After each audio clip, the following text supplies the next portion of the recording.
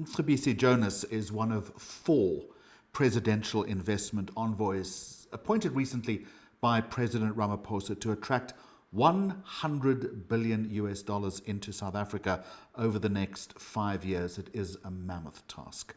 He's also currently a non-executive director on different company boards and MTN board chairman designate. Jonas previously, as you well know, served as the deputy finance minister here in South Africa. He's with me now as we look at IRMSA's latest risk report. Mr. Jonas, welcome. Thank you very much for joining us. As a business leader, how has your understanding and appreciation of risk changed during 2020? Look, I mean, I think we kind of in the most volatile period in history of the world in South Africa. I think largely because of COVID, but I think COVID-19 has also accelerated the political and economic collapse in the world that was already underway in any case. I mean, and if you look at the global system, I think not only driven by the trade wars, I mean, actually stimulated and instigated by Trump, but also I think you have a sense that after the global collapse of 2008, there has been no kind of a vigorous and rigorous recovery globally. And inequality, in fact, in many jurisdictions has deepened, and growth has been very weak in many of the jurisdictions. So, probably except China, and even China, the transformation that's happening in China is beginning and has started raising some risks about its sustainability, as it were. Hence the restructuring that was happening in China. So I think for developing markets like South Africa, it's even more difficult because I think these are commodity-based economies. So commodity prices are critical, and China's uptake of commodities has dropped at some point. And it has definitely damaged economies like South Africa, Nigeria, and Ghana, and some of the other African countries and Asian countries, and even Latin American countries. So there is a real, I think, bleak, if you like, global scenario. Of course, the pandemic is still with us, and it's very clear that the vaccine is going to be highly contested in terms of access to it, and fortification of public health systems is not something that's going to be quick, as it were, given the fact that I think with the collapse of government revenues in developing economies, it also implies that lack of resources flowing to health systems, to buttress health systems, might also be low. So I think that's the environment in which we're operating, I think. So having sketched the environment for us then, how does one's approach to leadership have to change in this hyper-risk environment that you talk about? Look, I mean, the couple of shifts and changes we need to probably make, I mean, in leadership.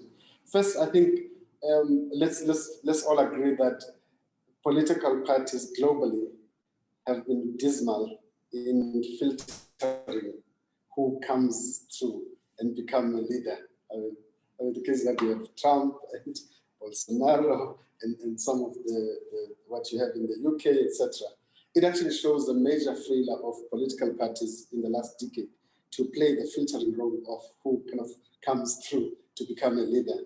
In South Africa, of course, we've got our own fair share of that failure, which is demonstrated, I think, by weaknesses at different levels of government, including local government. I mean, if you kind of do a scan of who becomes mayors and stuff like that, it is a bit of a disaster. So I think the first, I would argue, challenge is that we as society, we need a stronger filtering mechanism for leadership. Because I think to rely on political parties alone to provide national leadership is, I think, a pipe dream, actually. Because many political parties are in a crisis and they are likely to continue in the trajectory that they are in. So one part of me is saying we need more visionary leadership, We need leaderships that actually think probably beyond party paradigms, and leadership that actually understands that when they become mayors, They are not party bosses in the mayoral office. They are effectively mayors for the citizens, or presidents or party bosses in the presidential office. They are actually presidents for the state, and therefore you'd require a probably slightly different approach to leadership, as it were. So that's the first thing. So the second part is that you need a kind of leadership that actually understands the importance of partnership. Because one of the lessons that we should probably take is that the state has become very important. And in one part, I think the narrative about whether the state is important or not, I think that narrative has fallen away. The state is important. And not just a state, but a capable and effective state, an efficient state. So secondly, but the other lesson, I think, is that if the state fails to strike the right partnership with the private sector, it's likely to fail in its objectives. So again, I mean, that partnership and realizing that the role of the state, amongst others, is facilitating and dynamizing the growth of the private sector is something that I think ideologically many of our countries have not come to grips with.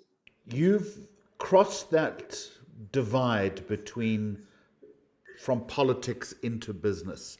So speaking with a business hat on now, what is the biggest risk that you think business in South Africa is dealing with at the end of 2020 and the first quarter of 2021? I mean, the biggest, I think, challenge is the major contraction in output in our economy. And it's unlikely to come back, by the way. I mean, the output that we've lost in our economy is unlikely to come back to our economy. The second, I think, is I still maintain that for growth to happen, you need a particular regulatory environment that actually enables business to grow.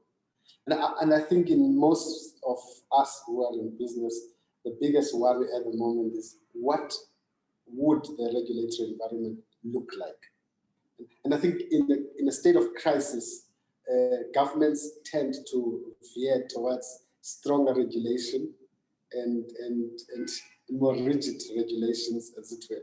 I think we need a regulatory model that, in a sense, works on objectives and outcomes rather than that works on control. And I think there's a kind of a slight difference. And my worry is that I can see, given the fiscal crisis, given the lack of growth in the economy, the likelihood is likely to veer towards stronger capital controls, more taxation for the private sector, and so on. And it renders the environment less competitive. And therefore it hinders growth. But it also makes South African companies less competitive in the global market. And so that's, I think, the dilemma that we probably would have to find a way of playing in a way that advances the discussion, but also advances growth. And through this philosophy of partnership that you talk about, are you confident that we can make some inroads into this new paradigm that you're suggesting? Look, I mean, the yes and no. I mean, yes, in the sense that I think if you look at South African business and government have had like very useful engagement, at least in the last 3-4 years or so. I mean, there's been very robust dialogue between the two, and I think there is willingness in government to get into it and have a debate and discussion on policy. But our problem is more fundamental. I would argue our problem is fundamental in the sense that our economic model, as it stands, is problematic. Firstly, we're a small economy by global standards to start with, and secondly, so being a small market economy, you depend essentially on investment and foreign direct investment in particular to drive growth, as it were. So in order to do that, something must change. I mean, in terms of how you orchestrate your policy environment, etc., etc. But the second part of our economy is that the other part of the economy is based on fiscal redistribution. in houses and stuff like that, and so on and so on and so on. So essentially, government to survive needs loads and loads of cash. So we have a very expansive fiscal policy, essentially. So on the other side, you don't have growth, and you have an expansive fiscal policy which requires more revenue. And the model is, I don't think it's a sustainable model. So that's where I think the conversation needs to begin by looking at the macro model for the country, and in a sense where we can say, where are the trade-offs? And the trade-offs might be that you want to strengthen your fiscal management and change your fiscal allocation so that it reflects growth, but also it deals with some of the issues, social inequality issues that we have. But on the other hand, there has to be a sense that tax policy is a good thing in a sense, I mean, in one level, but at another level, if it misused, it might also stifle growth. So I mean, those kinds of debates are big debates that I can't see happening. The other part of it is that if you can't deal with your education, and you are not going to deal with inequality, you're not going to deal with growth, and you're not going to deal with unemployment over time. And of course, it speaks for itself, the fact that the public health system needs to perform better, and the better articulation between the public and private health system.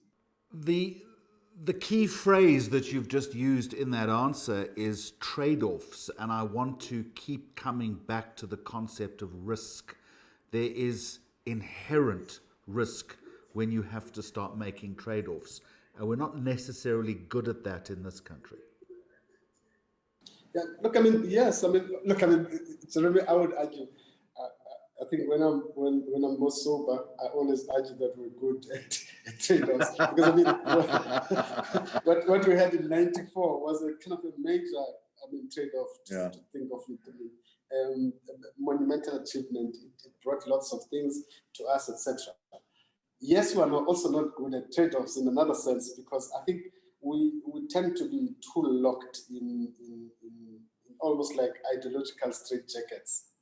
For instance, it's a common thing that we're just like locked in these ideological straitjackets about how markets are supposed to work, about how the labor relations framework needs to be, about state and how the state needs to be, state ownership, about our views on monopoly, state monopoly and private monopoly, etc., etc. So I think in that sense, you're right, that trade-offs tend to be very kind of difficult to achieve. But trade-offs are a product of leadership. So it comes back to the question that without like solid leadership that's very clear about what vision we want to drive, and I'm not talking about leadership in government, but also I'm talking about leadership in business and in the labor movement, etc., etc.